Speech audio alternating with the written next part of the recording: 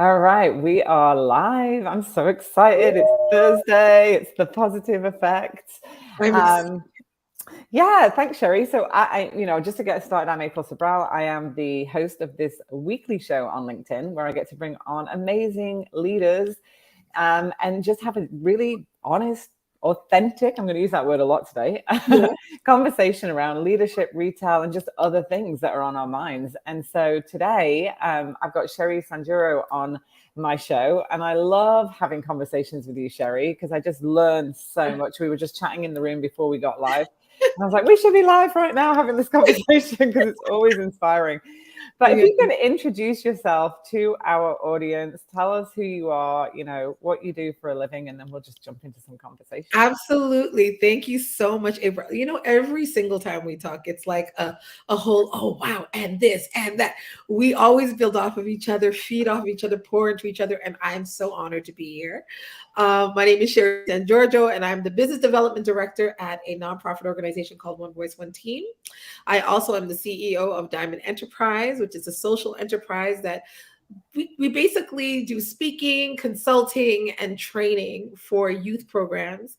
I'm in love with young people, and I really feel like, as a young person myself, when I was younger, there was a lot of things that just I missed out on. Right, there's a lot of opportunities I wasn't given, and sometimes it was because of my postal code. Word, Mm, I'm not gonna lie, it's because mhm, of where I was.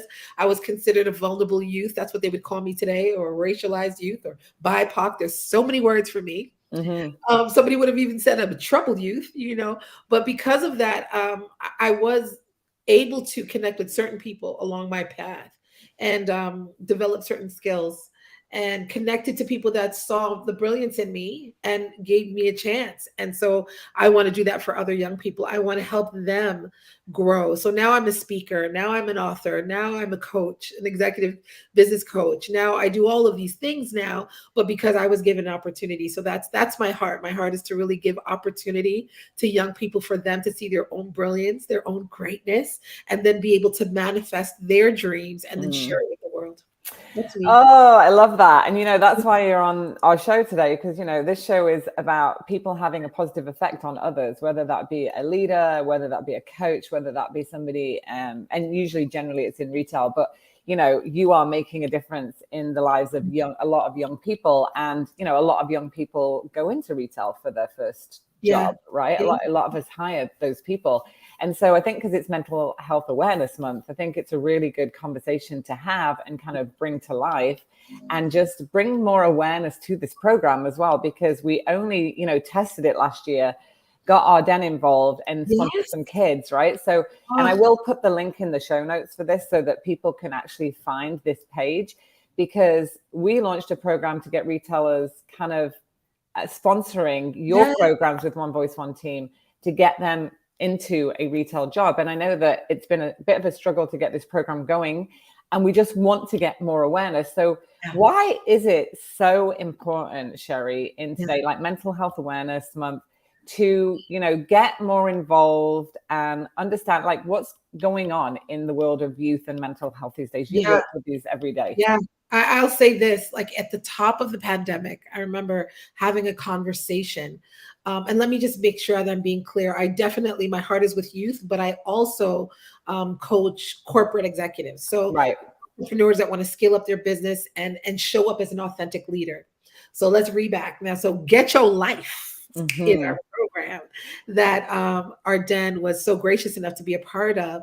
And we're looking for retailers to be able to see this, that young people are struggling in their mental health, especially at the top of the pandemic. I was speaking with a friend and I said, it's probably going to take us about 10 years to heal from this pandemic. It's probably going Wow. to take us about 10 years to mentally heal. And I'm talking about our young people. I wasn't even speaking about the great resignation that's happening and all of the second careers that are happening with others. I was speaking specifically with young people because not only are we ripping away their opportunity to build social skills, which already is nerve-wracking when you are Right. a young person, when you are going through puberty, or when you are, becoming just like you're a young adult, but you're not an adult yet.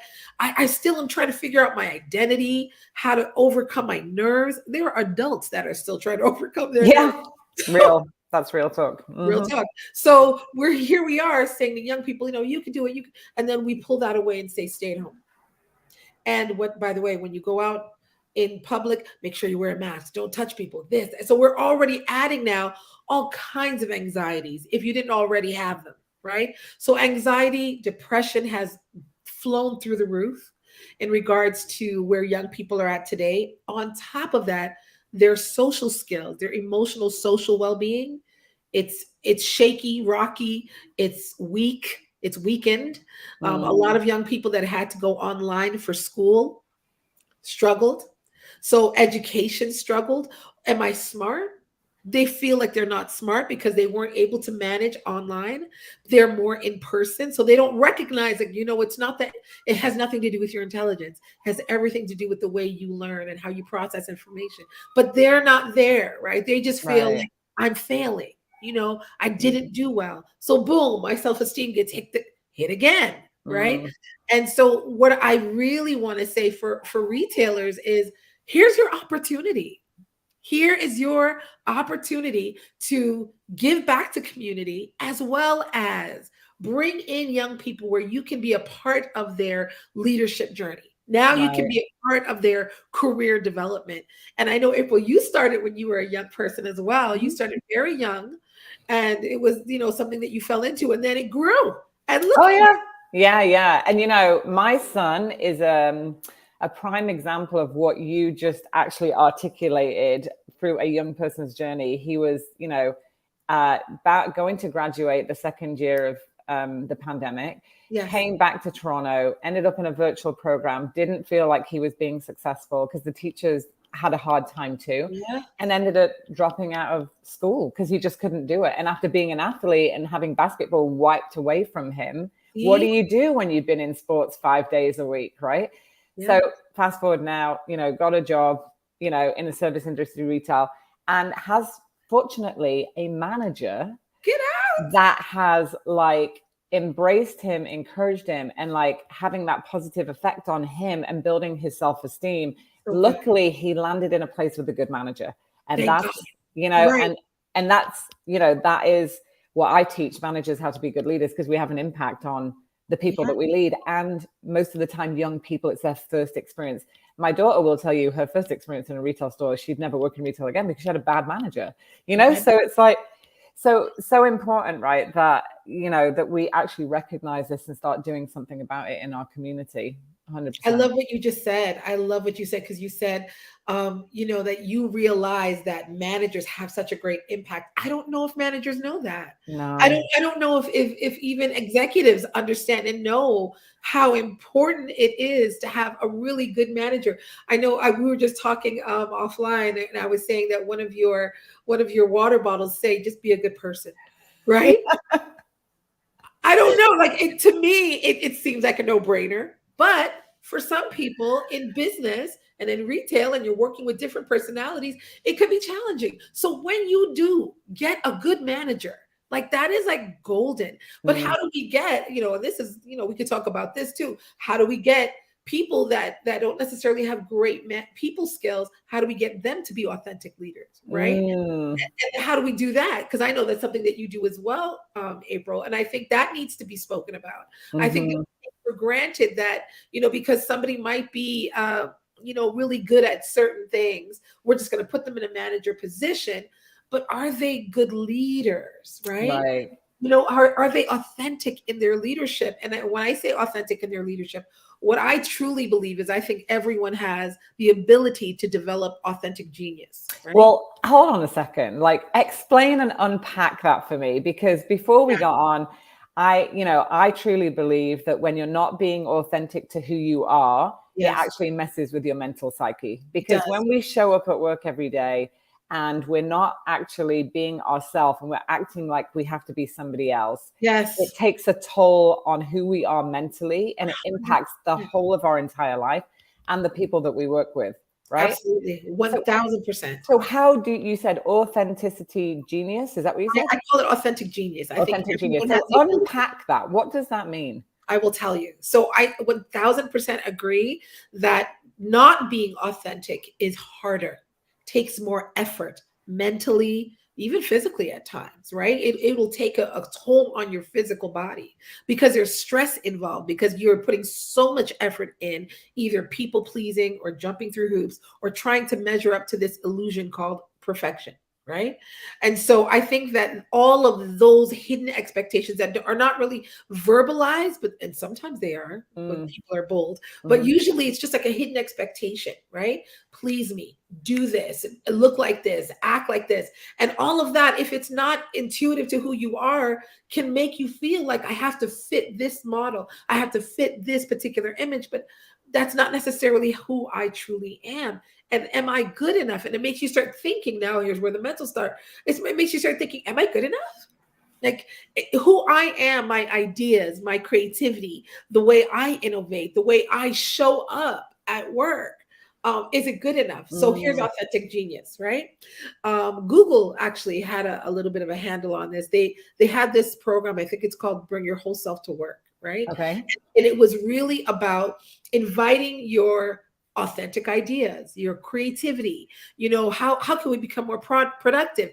And it was like they would let their managers know, let your people say what they truly want to say without feeling judgment, without feeling like you're giving them the side eye, like that type of thing. And so authentic genius means you have to do three things. You have to be authentically aware, you have to understand your authentic agitation, and you have to embrace your authentic abilities. Those three things. And I do that. I can sit down with someone and say, let's go through this. That's what I coach people in. How do you walk into a room, and what are you aware of when you walk into a room? Because when I walk into a room, what I'm aware of authentically is something different, I'm sure, April, than what you're aware of. Oh yeah. Retailers and you've worked on that C-suite level. Now I worked on C-suite level too, but what I look for has nothing to do with retail or lead in that way. It's leadership, but in a different way. I'm looking at body language. I'm looking at facial expressions. I'm looking at how people interact with one another. It's something that I'm just intuitively aware of. So that awareness makes me go, okay, now what's agitating me authentically? What are some things that really, have me up at night? What are some of the things, what are some problems within the environment that I work in that makes me go, no, we can do that better. We can do that better. It could be dissension, within departments, right? I don't like the fact that people are bickering and talking behind each other. How can I, and this where your ability comes in, how can I fix that? How can I be a problem solver to actually become, now you don't even realize it, but all of a sudden you're thinking about and you're putting together a way to solve a problem, or a way to heal a situation, or a way to add more value. And now you're becoming an authentic leader, and you're tapping into your genius. I would say that I tapped into my genius when I was very young, but I didn't call it genius at the time. I was like, listen, I just want to be a problem solver. I want solutions. I don't want problems. Yeah. Right? 100%. Like I say that a lot, like, especially, if a leader calls me for coaching and is perpetuating the problem, my brain goes to, hold on a second. If you want to have a positive effect and impact things positively, then we need to like turn that around and think about how you can approach things from a teaching standpoint, and a moment of like sharing how this could have made you feel.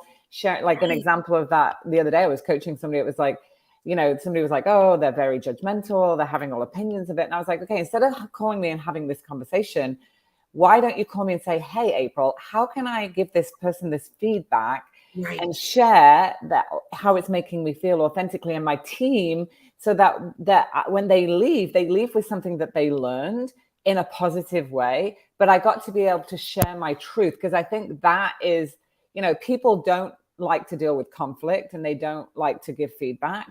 And they're fearful of it because there is a skill involved with that, right? Like how to deliver it. Oh, absolutely. So, but you have to, going back to mental health and being authentic, it's like, I asked you before as well, like somebody asked me this question. It's like, how do I navigate politics but be authentic? Yes. Because, you know, again, mental health awareness is like being true to yourself, being authentic, but navigating politics, because politics is real. We It's can't ignore real. it. It's real, and you're never going to get away from it, right? Mm. I've heard people say this all the time, like, you're never going to get away. I don't want to be part of the politics. You're part of it, whether you Yeah. like it or not. Yeah. You might not necessarily want to verbalize it, but you're a part of it. Ignoring it is not going to make a difference. Right. I always say, listen, there are people within that politics that can make decisions. Do you want to affect change? Do you want to make an impact? If you do, then you want to be connected to those people in politics that actually are making those decisions, those power movers, we call them. And I always really feel that being able to connect with those people authentically as well is very key. So again, you don't have to let go who you are. You don't have to let go speaking your truth or being your most transparent self. You don't have to let that go. But what I would say is be strategic with it. Right? Like, I'm not going to get on this live right now just because I'm an authentic leader and start telling you, about all the woes in my life and start vomiting. Oh my God, if you just knew. I'm not going to go there. I could, but what relevance would it be? Like, Yeah. how would it add to the conversation? Yeah. So I would be strategic. I would say, okay, so I'm going to be sitting down with April today, talking about the positive effect and how we can be authentic, positive leaders, right? Within the retail world. And as well, how can other leaders be positive leaders to younger leaders that are coming into that world, right? And all that. So I'm going to talk about that.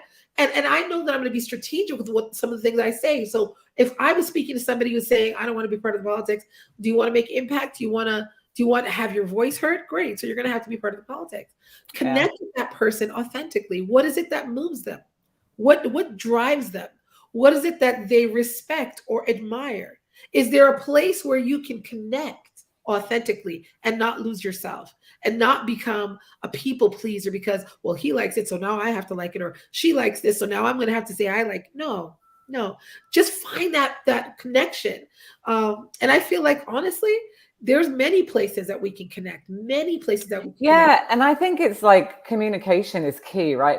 Developing your communication skills. Because, if you're if you're in a situation and you don't agree with something and you don't want to just agree because maybe this person has a title ahead of you and they may hold your career in their hands and you're like, do I want to say something? Do I not want to say something? Yeah. I learned a long time ago that I used to be the one in the room that would just say it. And I got feedback that, you're a little bit aggressive and you're perceived as like, you don't really work as a team.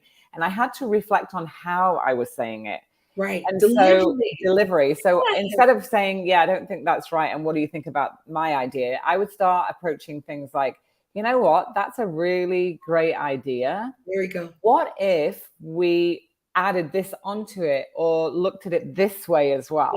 Yeah. So in that respect, you have to really be authentic, get your point across, but deliver it in a way that's positive. That's why I am all about positive leadership. And positive leadership to me is not hokey pokey, everything flies and we're all just like kumbaya. It's not that.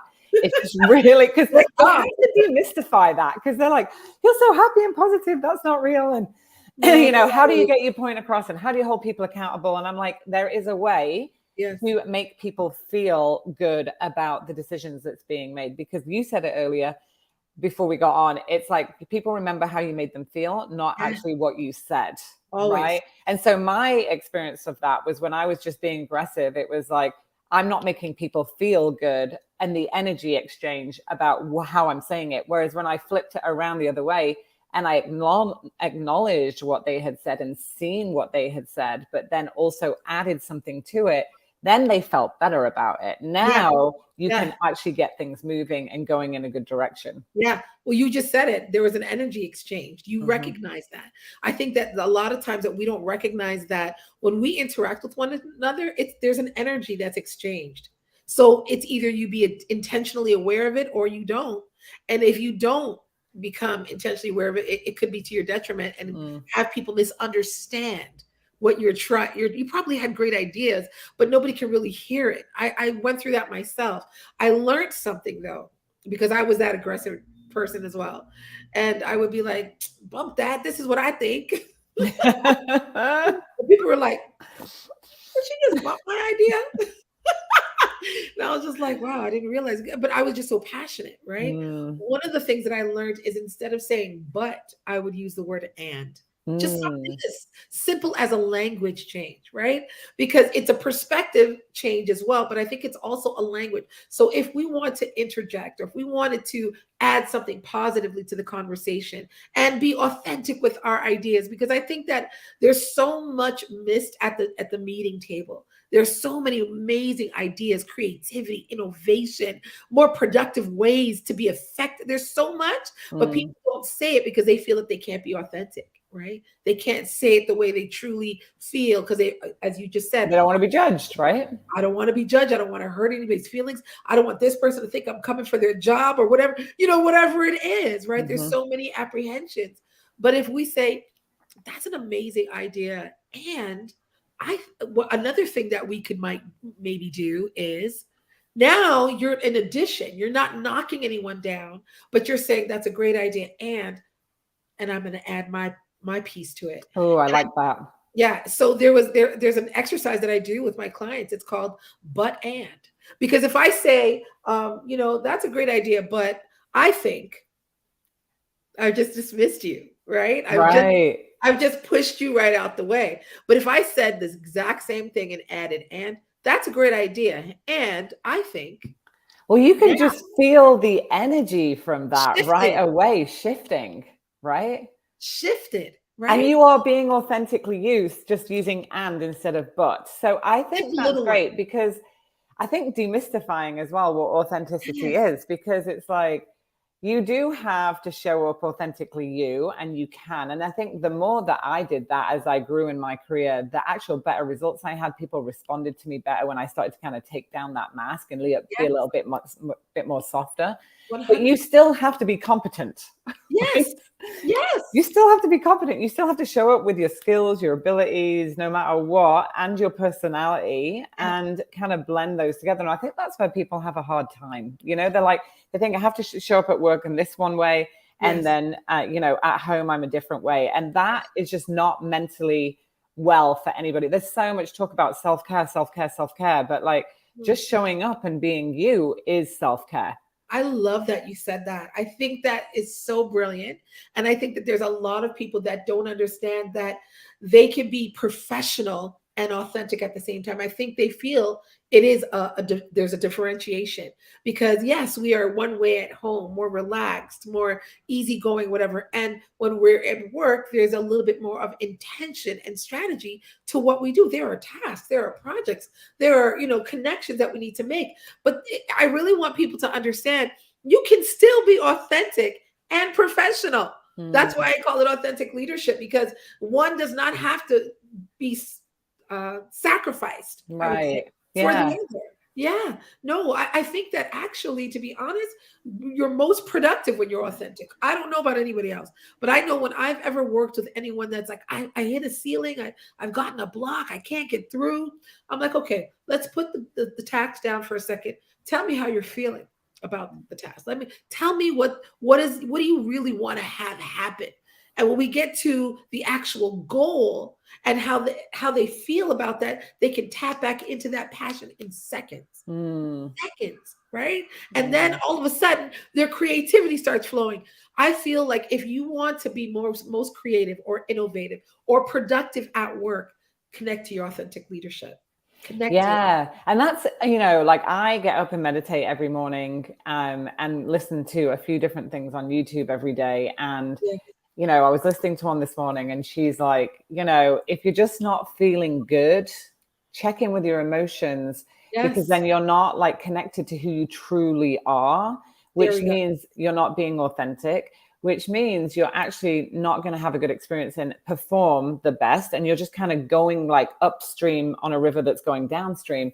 So the 1000%. first thing we can, like what you just shared, is like, what I'm hearing is one of the first things we can do is just like, if we're not feeling good and not feeling well in our, our mental abilities, or, just overall, just check in with your emotions. Yeah. And I think emotions are something that it's been kind of pushed down in the workplace for a long time, but Yes. your emotions kind of, for me, is like your guidance system. It's like, Am I going in the right direction? Am I going in the wrong direction? Am I being true to myself? Am I not being true to myself? Ugh. And that's kind of like what I've learned later on in my career, because early on in my career, it was like, hide your emotions, don't show your emotions, just be this, Yes. this type of leader. And I've really kind of like in the last 7 to 8 years, I would say, really started to understand not making decisions in my emotions, like emotional decisions, that's Right. different, but Right. looking at my emotions as it's a guidance system. Like it's like I'm tuning into a radio station and this is giving me the guide on like Yes. how I'm feeling today. Am I really truly working in my true self? Yes. And you're preaching. I wanna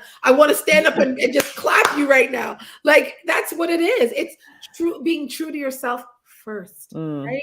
Yeah. Being able to say, this is how I feel about this project, this meeting, this whatever it is, this merger, this whatever it is that we're doing at work, whatever it is that we're doing in our career, this is how I'm feeling about it. Because I'll tell you, there's a lot of times I've coached people and it's like I'm feeling a lot of apprehension about, but before they were able to say I'm feeling a lot of apprehension about, they're just like, I don't know, there's a block there. Let's take apart that block. Let's unpack that. And I think a lot of people, if they were able to just stop for a second and truly, whatever that looks like for you, like I know you said meditation. I know that I get up in the morning every single day and I've got to get grounded. If I don't get grounded in the morning, my whole day is off. Yeah. 100%. Completely off, right? So whatever it is that person needs to do to get in touch with what they're truly feeling, what they're truly about, what they have to do and what they're feeling right now. I think the more you do that, the more you practice that, the more quicker that understanding and awareness can be in the moment.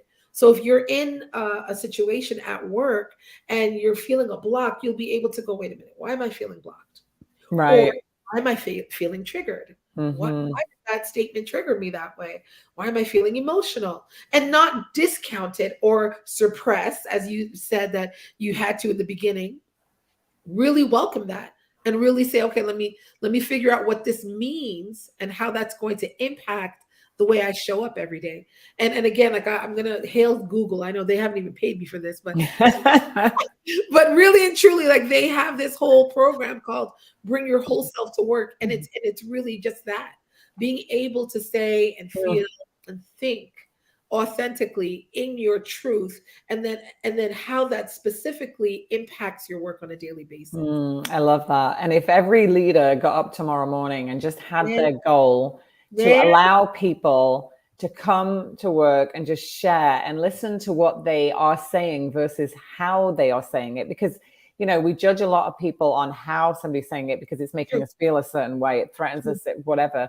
Then can you imagine if we started to create more safe spaces, what that would look like? I think we would be so far ahead. I think I personally feel businesses, company organizations would thrive. Right. And not only would they thrive, job satisfaction, fulfillment would go through the roof. Not only just would you have creative people or innovative people or an amazing group of people that now are looking for solutions, because now they feel that they can actually look for solutions and not just focus on the problem, right? And I'm such an action person. I'm like, in my head, I'm like, God, if I was in a team meeting next Monday, I'd want to put on the list, like, how do we create spaces for people to truly be themselves? And what behaviors do we need to change as a leadership team to do that? Which I teach in Accept, right? It's the first pillar in my book. It's like, that's what I teach. And I think that if everybody just put that on that strategy plan, how we could shift things, looping back full circle, because we're coming up on time, Sherri, is, young people today are going to be our future leaders. They are. Right? They are. They're going to be our police officers. They're going to be our doctors. They're going to be our business leaders. How are we pouring into them right now? How are we looking towards the future and expecting them to show up? And we're not a part of that process. I think that that's a missed opportunity. I think that if there is organizations and companies out there, especially retailers, because retail is usually your first job. Majority of the young people, they're either going to go in the food industry or the retail industry. And usually it's retail heavy because they care about what they're wearing. They care about what they look like. Their friends are coming into the store, or whatever it is. It's really an opportunity for retail executives to say, we can really be a part of shifting and shaping the minds of young people. I will applaud Arden because they even have a mindfulness program, where they care about the mental health of the young people that are coming into their stores and the young people that are working in their stores. So I applaud them for that. But I would challenge everyone out there that has a retail company, where are you guys at? Yeah. How are you pouring back into the community? What are you doing to help these young people find their way after this pandemic? They're trying to find their way. And we are trying at One Voice, One Team, we are definitely trying to give them opportunity through Get Your Life. We're doing it in Winnipeg. We're doing it in Ontario. We're trying to branch out now, Chicago, New York City. Let's go. Where you all at? I would challenge every and any organization. If you are trying to pour into the community, there's no better way of doing it than by pouring into this program. And one of the most memorable actually lives I had last year, out of all the amazing CEOs and C-suite and leaders that I interviewed on this show, was the interview with Michelle, who was one of Melissa. Melissa, Okay. who went through the program, and what she shared. And I think I'll tag that underneath this again, because she said, like, I had never thought of going into retail as a job. I had no experience. I didn't know how to apply on Indeed. So it wasn't really helping me. And then I got this opportunity because Arden sponsored the One Voice, One Team program. And she went through the Ace Your First Retail Job on Retail U program. And she got a job. Yeah. And she was like, still here. And she's still there. And she may be a future manager. Who knows? Like, she's like, oh, I get to help people. And I never thought retail was like that. And I wasn't aware that that's what I got to do every day. And I think that it is a big missed opportunity. If you lead a retail organization, you work in HR, you work in like there's community aspects. I know that everybody has foundations where they can serve programs. I think this is a big opportunity, honestly. And coming up now, people are going to start hiring again for summer back to school. And I think if you want to learn more about this, you can message Sherri or myself through LinkedIn. Or you can just go on the retailu.ca site and look at the youth program that's on the front page and just click through and get in touch with us, because it's a huge opportunity to help youth have skills and get their first job and get people into your stores to help you. 100%. And I just want to say as well, like, Get Your Life is a 20 module online. It's on Thinkific. It's a program that teaches them skills like conflict resolution, like communication.